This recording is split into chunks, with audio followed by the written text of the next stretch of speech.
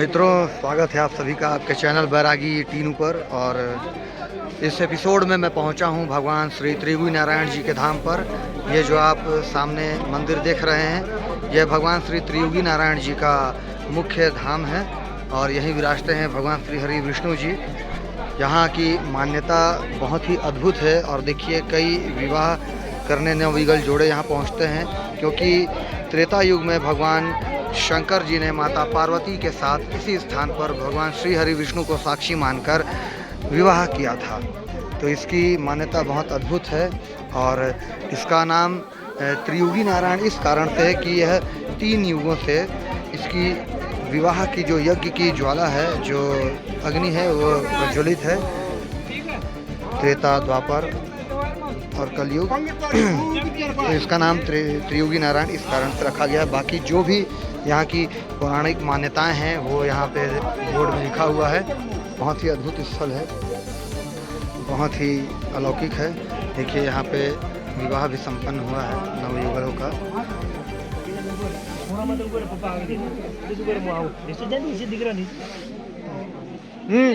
थोड़ा साइड हो जाइए। अच्छा बाबू, ये बजरंग बली जी को चढ़ाना है। ये माता अन्नपूर्णा जी का मंदिर है और ये मुख्य प्रवेश द्वार है त्रियोगी नारायण जी का।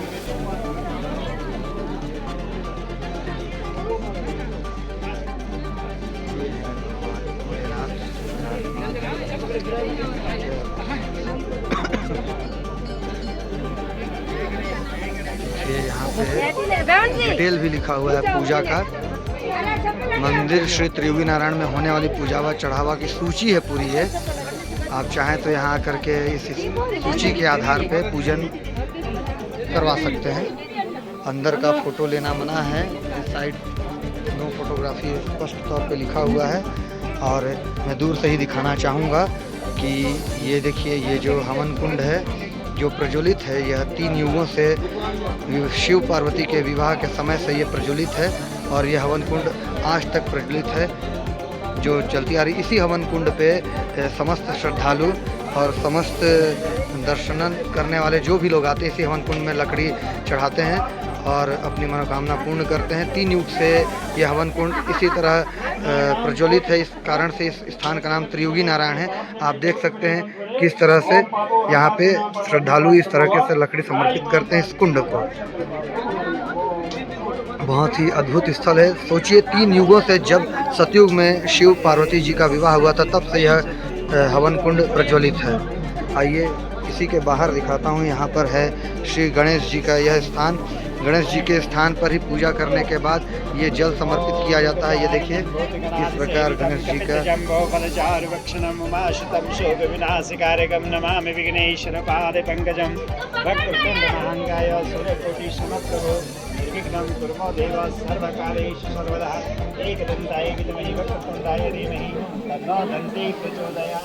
मंदिर के बारे में कुछ जानकारी दे दीजिए। जी जी जी जी। सशंक चक्रम सग्रीट कुंडलम सपीत वस्त्रम सरसीज हिक्षणम सहार वक्षस्थल कौस्तुभम श्रियम नमामि विष्णु श्रीशाम चतुर्भुजम। बोले लक्ष्मण भगवान की जय। इस स्थान का नाम है भैया त्रियोगी नारायण जी। तो त्रियोगी नारायण का मतलब होता है कि तीनों लोगों को जीतने वाले त्रिलोकीनाथ भगवान नारायण है। त्रियोगी नारायण का मतलब होता है त्रिलोकीनाथ।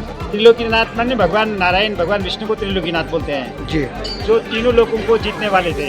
एक बार क्या हुआ कि राजा बलि ने, सुना होगा आपने, कि राजा बलि जो है दक्षिण भारत के थे, केरला के, उन्होंने जो है स्वर्ग पे राज्य करने की इच्छा से जो है 100 यज्ञ पूरे करने का संकल्प लिया जी। तो 99 की 100 अश्वमेध है। हाँ, तो 99 की वो पूरा कर चुके थे। मात्र एक यज्ञ रह गया था। अगर ये 100 यज्ञ राजा बलि के पूरे जाते तो देवताओं से जो है राजगद्दी इंद्रासन छिन जाता। देवताओं ने सोचा राजा बलि को अगर स्वर्ग का राज्य मिल गया तो वो असुर कुल से देवताओं पर अत्याचार करेगा।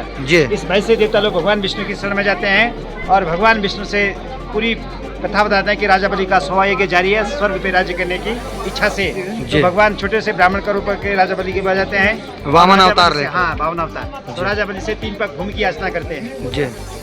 एक पग में राजा ब्राह्मण ने जो है पूरी धरा नाप ली थी, दूसरे पग में नवलोक नाप लिया था, तीसरे पग में राजा बलि के सिर में पाँव रखते तो राजा बलि सीधे पाताल लोक चले गए। इस प्रकार से तीनों लोगों को जीतने वाले त्रिलोकीनाथ भगवान नारायण हैं, भगवान विष्णु हैं। उन्हीं को साक्षी करके त्रेता में राजा हिमांचल के आराध्य देवते भगवान नारायण, राजा हिमांचल जो माता पार्वती के पिता थे, जी। उनके आराध्य देव कौन थे? भगवान नारायण। भगवान श्री हरि विष्णु नारायण। भगवान नारायण थे उनके आराध्य देव। तो भगवान उस समय भगवान गणेश जी नहीं थे। जी। जब शंकर पार्वती जी का विवाह हुआ उस समय भगवान गणेश जी नहीं थे, तो भगवान विष्णु साक्षी करके शंकर और पार्वती जी का त्रेता युग में यहाँ पर शादी हुआ है। इसी स्थान पर जी, जी। विवाह संपन्न हुआ। जी जी, त्रेता युग में। और ये जो ऐसा स्कंद पुराण के केदारखंड में इसका वर्णन मिलता है महाराज जी। जी, और ये हमारे जो बोलने से नहीं, स्कंद पुराण के केदारखंड में इसका वर्णन मिलता है। जी महाराज जी, जी, और जी। अंदर जो हवन कुंड है, ये इसी हवन कुंड में शिव पार्वती जी ने फेरे लिए सप्तपदी हैं फेरा हुआ था भगवान और का। ये 3 युगों से हाँ, ऐसे जलती रहती प्रज्वलित महाराज। है। हाँ जी, हाँ जी। कहते हैं त्रेता युग में, त्रेता और सतयुग में ये अपने आप जलती थी, त्रेता और द्वापर में, सॉरी, जी। त्रेता और द्वापर में अपने आप जलती थी, लेकिन कलयुग आने पर इसका थोड़ा प्रभाव थोड़ा कम हुआ। तो सभी लोगों के सहयोग से ये अखंड धूनी जलती है। सभी लोग श्रद्धालु इसमें लकड़ी लगाते हैं। यहाँ के जो तीर्थ पुरोहित हैं, इसको जो है चाहे बर्फ हो चाहे सर्दी हो, इसको यथावत रखते हैं। इसको जब यहाँ पर 10 फीट बर्फ गिरती है तो भी लकड़ी की व्यवस्था करते हैं। मतलब अखंड ये अखंड धुनी जलती है। है। जी जी, अखंड धूनी है सर। बहुत बहुत धन्यवाद महाराज जी जी। आपका। हर हर महादेव। जय त्रियोगी नारायण जी की जय। नमः पार्वती पते हर हर महादेव। तो आप सभी को अभी पंडित जी के माध्यम से मैंने यहाँ की विस्तृत जानकारी बताया और सुनाया। कितनी अद्भुत और कितनी अविस्मरणीय यहाँ की गाथा है।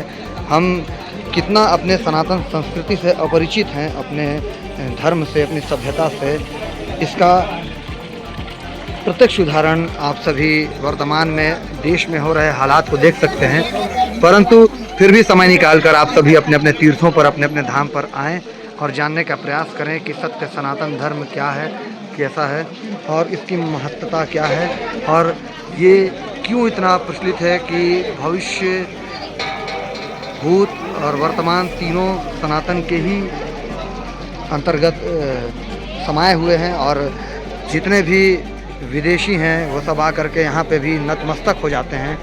और क्या बताऊँ इसके बारे में, बहुत ही अद्भुत मतलब शांति है। और ये जो आप स्थान देख रहे हैं, इसे लक्ष्मी जी का स्थान कहा जाता है। यहाँ ऐसी मान्यता है कि प्रत्येक 50 वर्ष में एक यज्ञ का आयोजन होता है। जो 96 में पिछला 50 पूर्ण जब हुआ था, तो 96 में 96 में यहाँ पे यज्ञ हुआ था।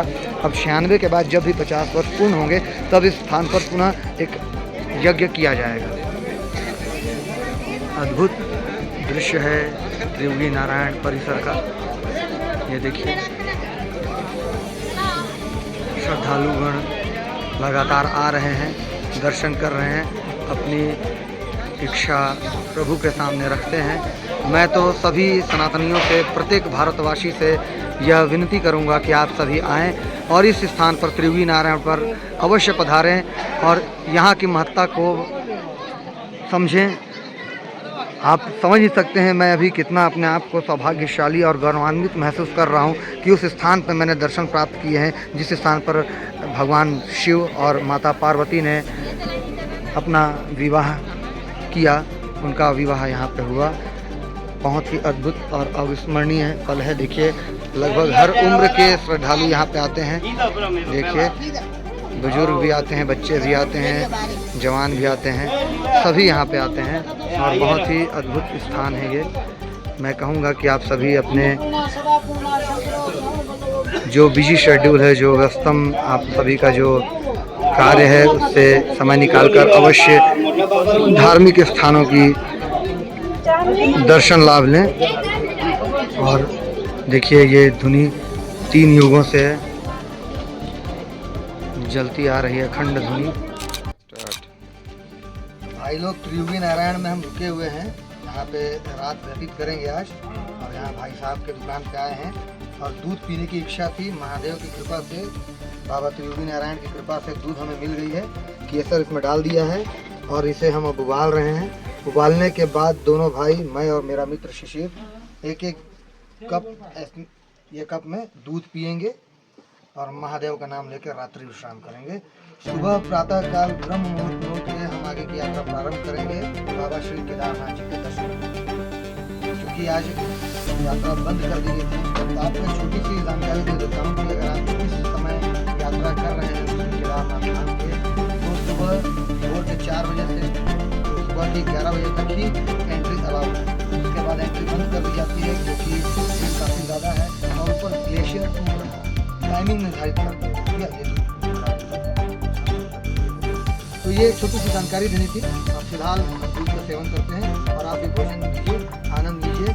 हर हर महादेव, जय श्री। वक्त मैं पहुंच चुका हूं गौरीकुंड में और मेरे पीछे आप देखिए मंदाकिनी माता का प्रवाह निरंतर जारी है और यहाँ पे अभी स्नान किया है। स्नान करने के बाद अब गौरीकुंड से बाबा केदारनाथ की पद यात्रा प्रारंभ होती है और बहुत ही आनंदपूर्ण ये यात्रा होने वाली है। इसके बारे में मैं आपसे क्या कहूँ, आप देख सकते हैं श्रद्धालुओं की भीड़ बढ़ती जा रही है। जिस वक्त अभी घाट पर मैं पहुंचा था मुश्किल से 5 आदमी थे और अब ये घाट पूरा खचाखच भर चुका है। सभी आ रहे हैं स्नान के लिए और आगे की यात्रा प्रारंभ कर रहे हैं। गौरीकुंड से निकल चुका हूँ, बहुत खचाखच भीड़ है, जाम बहुत बुरा लगा हुआ है और देखिए खच्चर पैदल छोटा सा एक गलियारा नुमा रास्ता बचा हुआ है पैदल मार्ग के लिए। बहुत भीड़ है, चल रहा हूँ, देख सकते हैं। चलो चलो चलो चलो, हर हर महादेव, जय श्री केदार।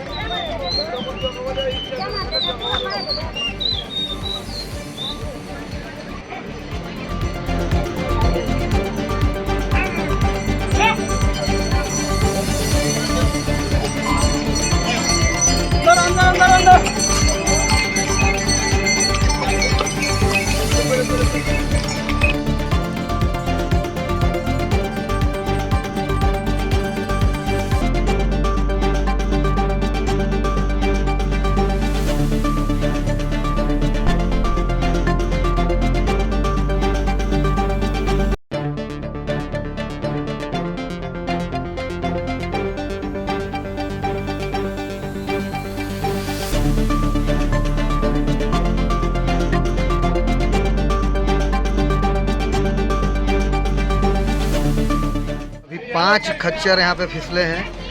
ये डस्टबिन भी पूरा गिरते गिरते बचाया भाई ने, दुकान वाले ने। बहुत ही डेंजर, एक आदमी तो खच्चर से नीचे गिर ही गया। बहुत ज़्यादा क्राउड है।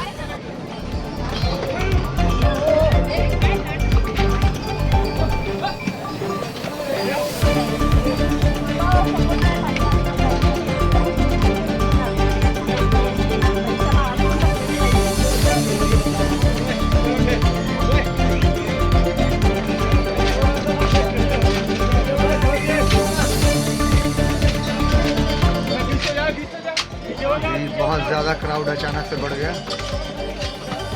एक व्यक्ति अभी जस्ट वहाँ पर भाई हटेगा तो देखिएगा, वहाँ पर खाली मोड़ है जो टर्निंग है, टर्निंग के पास घोड़ा उसका फिसला और नीचे गिर गया।